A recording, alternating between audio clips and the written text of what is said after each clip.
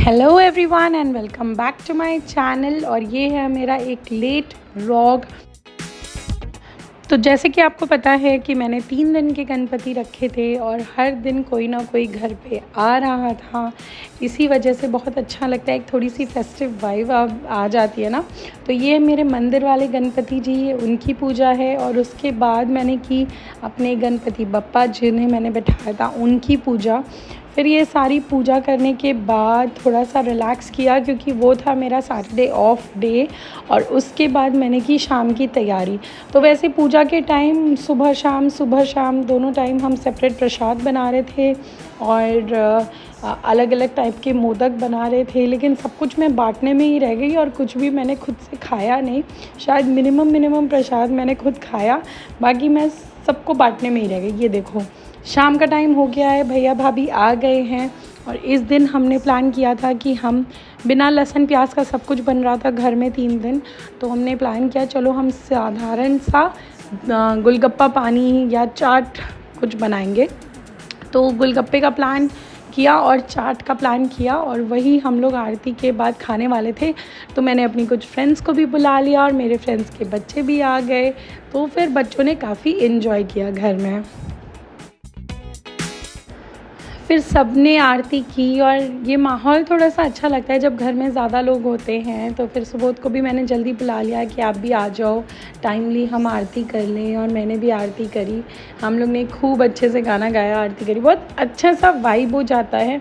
और पिछले 2 सालों से मैं गणपति घर में बिठाने लगी हूँ, तो ऐसा लगता है, सच में ऐसा लगता है कि कोई घर आया है और हम उसे अच्छे से सेलिब्रेट करें। और फिर जब गणपति बप्पा का विसर्जन करो तो बहुत दुख भी होता है कि अब वो सारा कुछ क्या ख़त्म हो जाता है वाइब घर का। तो अभी सारी पूजा करके मैं आरती कर रही हूँ, सबको बता रही हूँ कि तुम लोग भी आरती कर लो, आओ प्रसाद ले लो। तो वही सारा मेरा पूजा में चल रहा था। फिर उस दिन खाना पीना हो गया और आ गया डे 3। तो ये फाइनल डे है। और इस दिन सुबह और शाम के दर्शन के बाद फिर गणपति बप्पा चले जाएंगे। और ये देखो मेरे बच्चों को, क्योंकि ये एक संडे था तो संडे को विसर्जन नहीं करते, इसीलिए हम लोग मंडे अर्ली मॉर्निंग विसर्जन करेंगे। तो सुबह हम तीनों साथ में थे तो हमने सोचा चलो साथ में आरती करें। तो बच्चों को भी मैंने बुला लिया और बच्चे कितने प्यार से गणपति बप्पा को देख रहे हैं। फिर शाम के टाइम उस दिन मैं बिल्कुल भी ड्रेसअप नहीं हो पाई क्योंकि काम बहुत ज़्यादा हो जाता है, सारी सफाई मेंटेन करनी पड़ती है, फिर कुछ ना कुछ बनाना और सब करना, मतलब पूरा दिन की प्लानिंग जो है ना इसी में चली जाती है। तो शाम को चाचा चाची को बुलाया था और शाम को भी हमने बहुत ही टेस्टी यमी फूड बनाया था। शाम को भी हम लोगों ने आरती करी। मैंने पहले आरती की तैयारी कर दी थी, सब दिए जला लिए थे, फिर मैं फाइनल दिया जला रही थी और आरती शुरू करी हम लोगों ने। तो मुझे ना ये लोबान बहुत पसंद है और आजकल पिछले कुछ दिनों से मैं रोज़ लोबान जला रही हूँ। एंड लोबान जला के मुझे एक चीज़ महसूस हुई कि घर में ना काफ़ी पॉजिटिव एनर्जी जैसे आ जाती है। और वो जो एक स्मेल होती है, मतलब प्रॉब्लम भी होती है धुएँ से, लेकिन वो जो एक स्मेल होती है ना वो बड़ी अच्छी लगती है। तो मम्मी यहाँ खड़ी हैं, देखो चाची खड़ी हैं और हम लोग आरती कर रहे हैं।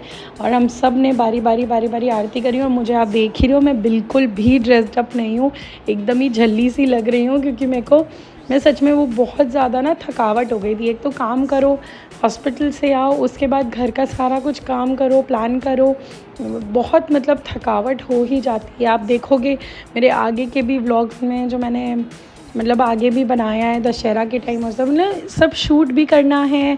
और शूट करना तो चलो मुझे पसंद है इसलिए मैं सब शूट करती हूँ, लेकिन उसके अलावा घूमना भी है, काम भी करना है एंड बच्चों को भी खुश रखना है, उन्हें भी जहाँ घूमना है घुमाना है वो करना है।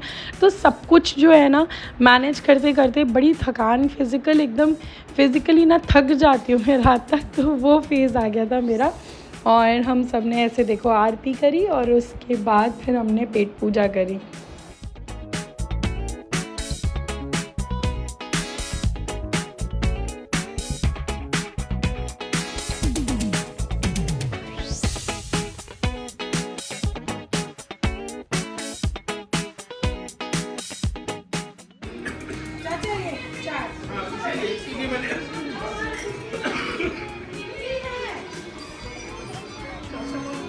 क्या खा रहा है? बोलो आप अब्बा डब्बा चब्बा मिला भैया।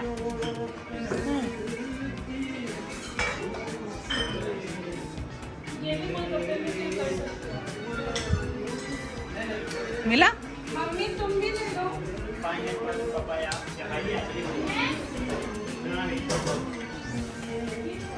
अरे वाह पीकू क्या बना रही है? वाह very nice.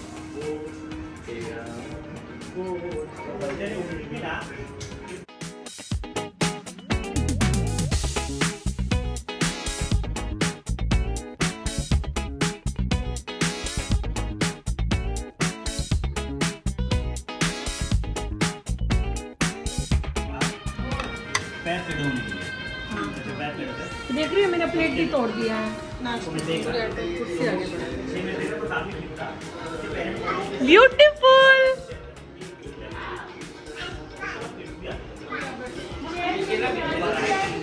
Rob is having golgappa and पानी। हरा वाला आलू बटर मस्त है ना? नानू को खाने दो।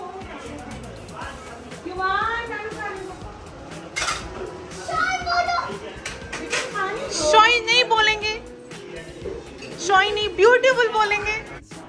तो नेक्स्ट डे सुबह सुबह ही सुबोध ने मतलब हमने मूर्ति हिला दी थी, हमें सिर्फ विसर्जन करना रह गया था। नेक्स्ट डे सुबह सुबह सुबोध ने ही अकेले विसर्जन कर लिया। तो इस बार हम लोग कुछ बहुत डेकोरेशन विसर्जन में एंड में गाना बजाना नहीं कर पाए। तो शायद नेक्स्ट ईयर और इम्प्रूवमेंट आएगी। आई थिंक हर साल गणपति बिठाते बिठाते धीरे धीरे आप कुछ मिस्टेक्स भी सीखते हो, फिर लगता है कि चलो कुछ रह गया वो भी कर लेंगे। तो इस बार मेरा तो हॉस्पिटल था, मैं हॉस्पिटल निकल गई थी, सुबोध घर पे थे, तो फाइनल विसर्जन उन्होंने ही किया।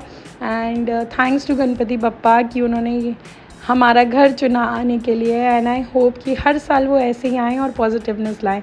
तो ये था मेरा vlog. Thank you for watching और लाइक ज़रूर करिएगा।